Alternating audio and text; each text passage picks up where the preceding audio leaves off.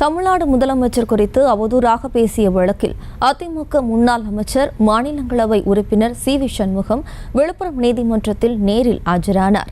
இதுகுறித்த கூடுதல் தகவல்களை தருவதற்காக எமது செய்தியாளர் தாமோதரன் இணைகிறார். வணக்கம் தாமோதரன், விவரம். வணக்கம் ஜெசி. விழுப்புரம் நீதிமன்றத்தில் தற்போதைய மாநிலங்களவை உறுப்பினரும் முன்னாள் அமைச்சருமான சி.வி. சண்முகம் இன்று ஆஜராகியுள்ளார். இவர் ஆஜராகிய விவரம் என்னவென்றால், விழுப்புரம் பழைய பேருந்து நிலையம், செஞ்சி, நாட்டார்மங்கலம், ஆரோவில், கோட்டக்குப்பம் உள்ளிட்ட பகுதியில் அதிமுக பொதுக்கூட்டத்தில் தமிழக முதலமைச்சர் மற்றும் தமிழக அரசை தரக்குறைவாக பேசியதாக அரசு வழக்கறிஞர் டி.எஸ். சுப்பிரமணியம் என்பவர் விழுப்புரம் நீதிமன்றத்தில் வழக்கு தொடுத்திருந்தார்.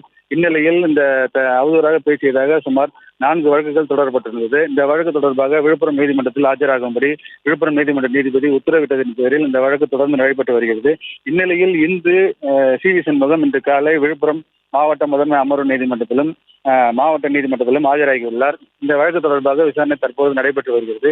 இந்நிலையில் இந்த வழக்கின் மீதான விசாரணையை 2 வழக்கின் மீதான விசாரணை வருகின்ற 23ஆம் தேதிக்கு மாற்றி உத்தரவிட்டுள்ளார். இந்நிலையில் மேலும் மீதமுள்ள 2 வழக்குகள் தொடர்பாக வழக்கு விசாரணை தற்போது நடைபெற்று வருகிறது. விவரங்களுக்கு நன்றி தாமோதர். செய்திகளை உடனுக்குடனும் துல்லியமாகவும் தெரிந்து கொள்ள சப்ஸ்கிரைப் பண்ணுங்க.